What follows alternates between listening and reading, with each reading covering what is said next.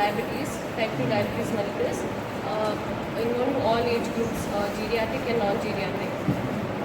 What is the primary focus of your thesis?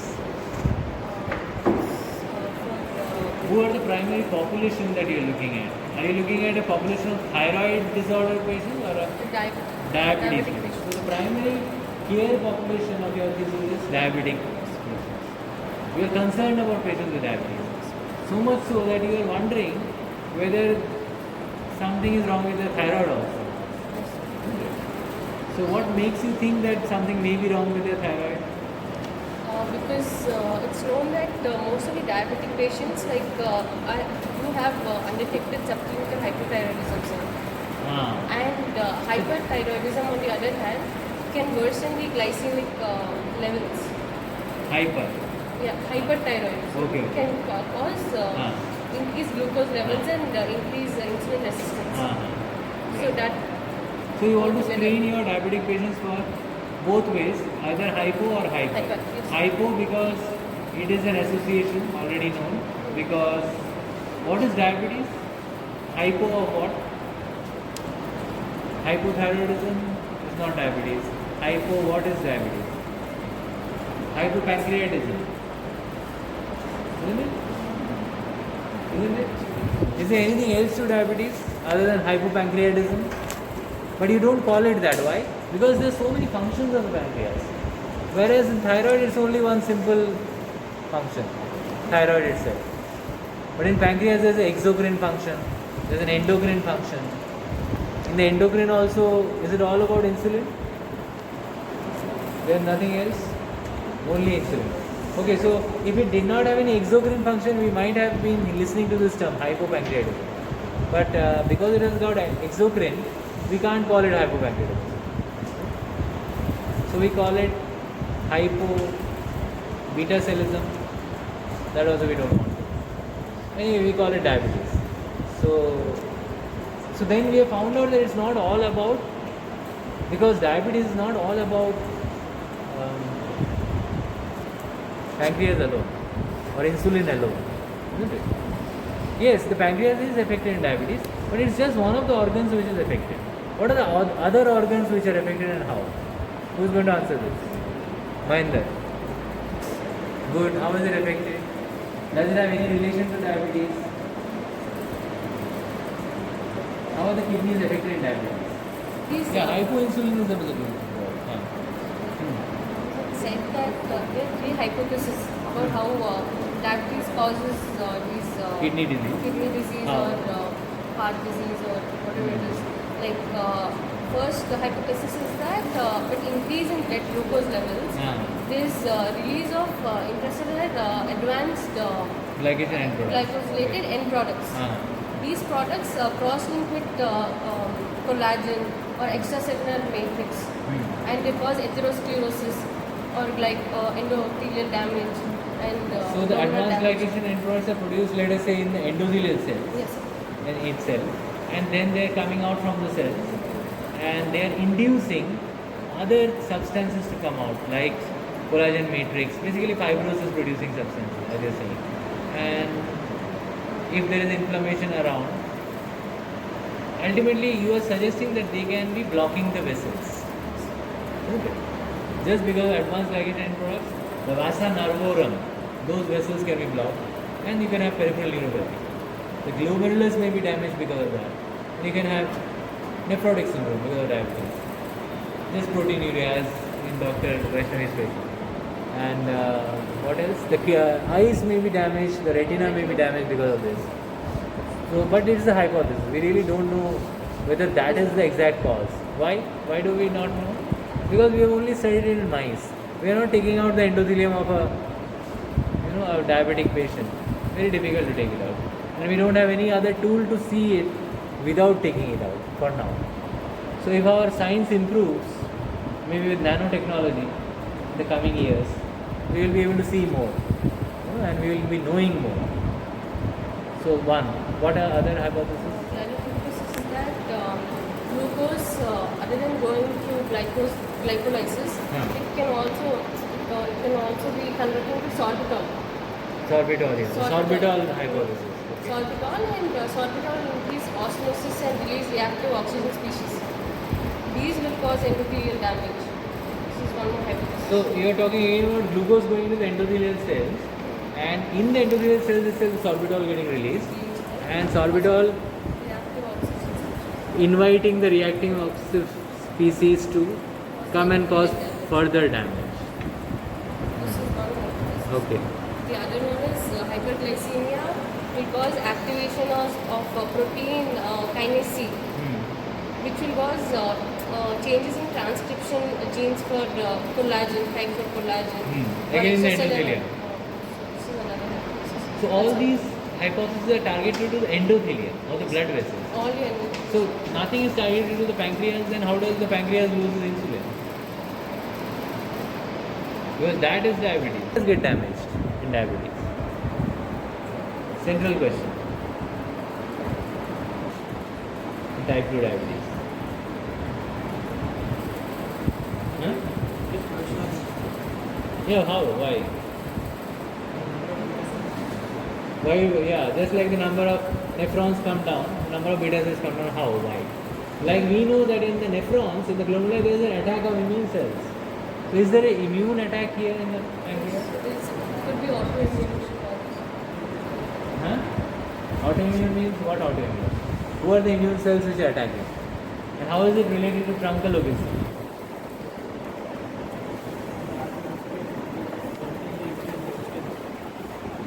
What do you think increase insulin resistance? Huh? Uptake of insulin by the is increased, reduced. Okay, so what will happen then? How will the pancreas become bad? Why should the patient have to take insulin then? If there is more insulin? I mean the beta cells around that. So ultimately you're saying it's all inflammation. Inflammation as well as insulin resistance. Okay. There is definite Are they all acting together? I mean happening together? there is definite hyperinsulinemia, but insulin resistance plays a major role in hyperthyroidism. So you mean to say they have less insulin, at the same time that less insulin is also not allowed to work. Insulitis is also progressed over time, but through different mechanisms, similar to endothelial damage as well as age products, advanced glycation, Right.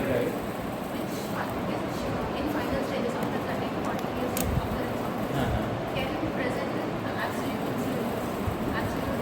Yeah, complete insulinopenia. So that is there, but what about the insulin resistance part? Insulin resistance is It starts from the very beginning and then it continues the same till the end. insulin resistance is always fluctuating. Okay, Depends on good. depends on multiple Factors. causes. But what happens there is glucose receptors are not responding to insulin levels. Normally, what happens is with increased glucose, with insulin release, with increased glucose, there is insulin release. And with insulin release, the glucose receptors are activated, which take the glucose into the cell, Okay. which is inhibited by this insulin resistance. Yeah, I mean basically if it is not taking it, then you call it insulin resistance. Not inhibited by insulin resistance.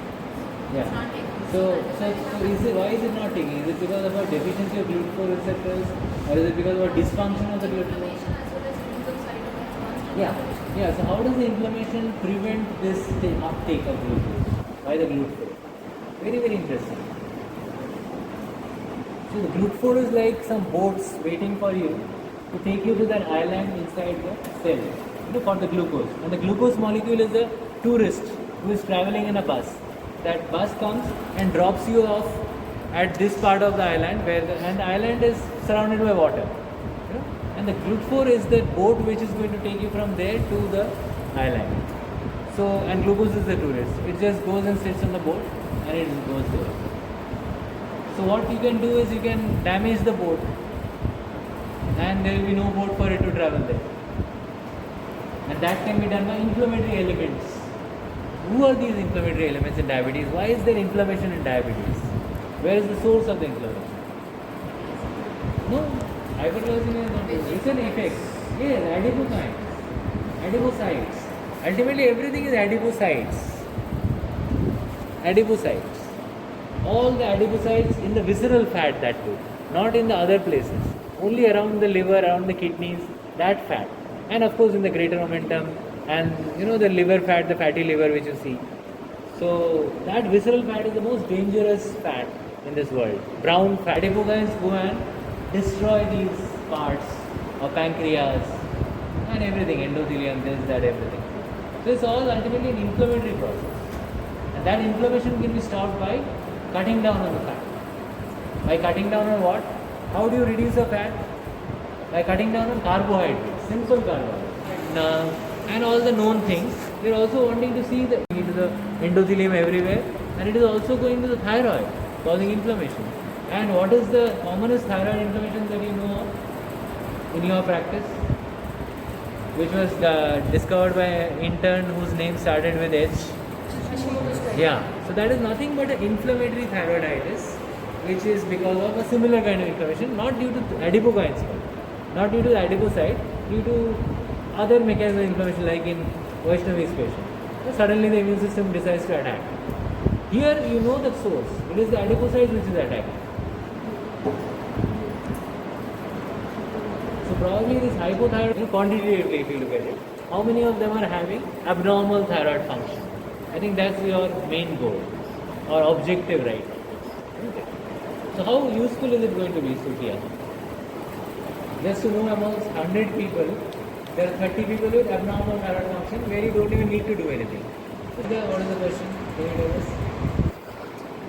How does this effect of thyroid and diabetes help us? Yeah, help us to do what?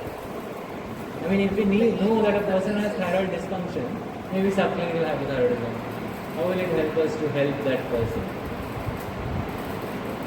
What can we do about it?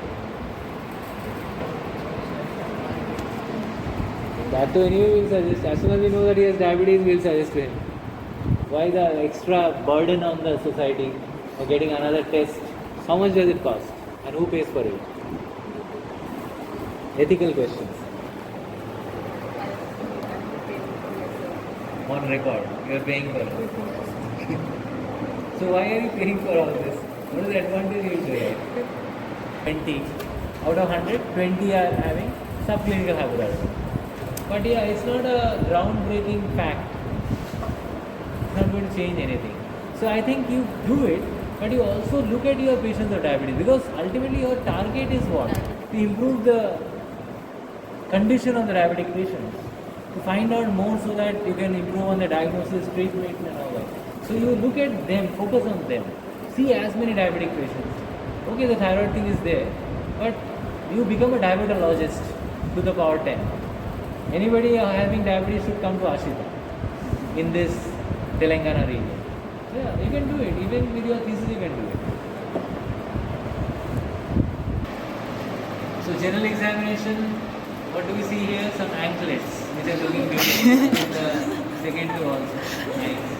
I think, so this is truncal obesity, definitely what we are talking about. And it is not ascites. How do you know, Rakesh, that this is not ascites in the truncal obesity? Umbilical.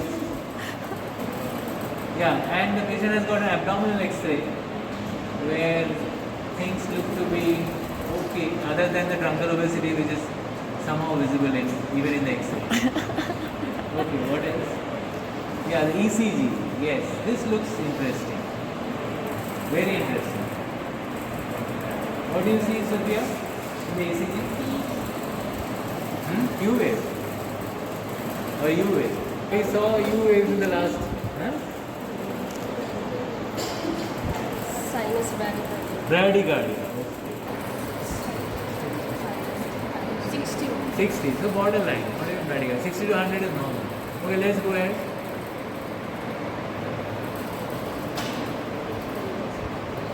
CT. So obviously she had some problem in abdomen for which she had to get a CT done. So let us see who can diagnose by looking at the CT and no other clue, no other history. Bone-like thing in the place. Yeah, some kind of calcium. So what kind of calcium exists in that kind of place? Some stone, some kind of stones. Yeah, and stones in where? What location? Anatomy. Acha, tell us here anatomy. Actually, we should have shown all this in the first year itself. Then you would have been champions. Immediately you would have diagnosed everything. What is it showing? And you see, you are so fortunate to have the best anatomy lab in the. What is that beautiful thing? Anteriorly placed, where you can see a pouch and another thing. That's the body and fundus of the stomach and the pylorus and the contents of the stomach and the air in the stomach, isn't it? Okay. What else? Let's go. So this one is a short case. We are just diagnosing by looking at it. Who seems to be having? Maybe pedal edema. We were looking too much with the anklets. We didn't notice the pedal edema. Now we know that she is having nephrotic syndrome. So it's a lady having it. So see, very interestingly, both the cases coincided. Dr. Vaishnavi was having nephrotic syndrome. Dr. Ashita also nephrotic syndrome. So both are having this attack on their kidneys. Now, why is she having the attack on the kidneys? Is it for the same reason as Dr. Vaishnavi's? She's a 45-year-old woman. Sir. Oh, same 45-year-old man, 45-year-old woman. Wow. Okay, then? 45-year-old woman from Miryaliguda, housewife by occupation. She came with the chief complaints of bilateral lower limb edema since 2 months, lower back pain. Tell me your questions. Yeah. There was an incidental finding that her right kidney was absent on ultrasound. We could not see the right kidney on ultrasound. Yeah. So when she came to our hospital, we got a CT done. Yeah, that's the CT. CTKUT, and we found a mid ureteric calculi. Yeah, there is calculi in the ureter. And the right kidney is shrunken. Yeah. The right kidney is also shrunken. That's also visible. Yeah, right kidney is shrunken. Yeah. That's very rudimentary. Who would think it to be the kidney? Nephropathy, sir. So She has right side. ureteric stones in the right side. which is absent. The kidney is not visible, but there are some stones. I don't know. It probably was a manufacturing defect.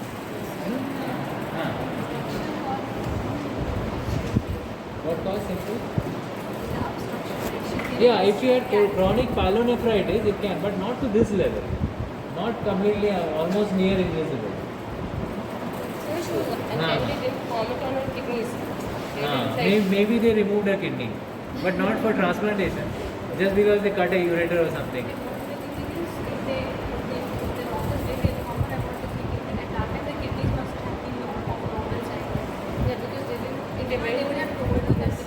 What was the operating for? Hysterectomy. Gynecologists don't look at the kidneys. They look at the ureter. Yeah, because they are always scared it will be damaged. In the ureter they told her. Okay, but they didn't tell her anything on the kidney. Okay, so it's a case of lost and found. I mean, lost but not found. So we don't know what's available for her. You can try all sorts of treatment, and after all that, she may require a transplant. So that is what you are doing now? Open biopsy. They are not keen. Open biopsy. Yeah, opening is good because then you will solve the right kidney problem. You can look at the right kidney, you can take out the tissue and see what was happening there. Whether it's a congenital problem or pyelonephritis, and we can see by inflammation and all that. So open is better. That's a good idea. But who will do an open biopsy on a nephrotic syndrome patient who already is 45 years old and 80 meters? It will be difficult.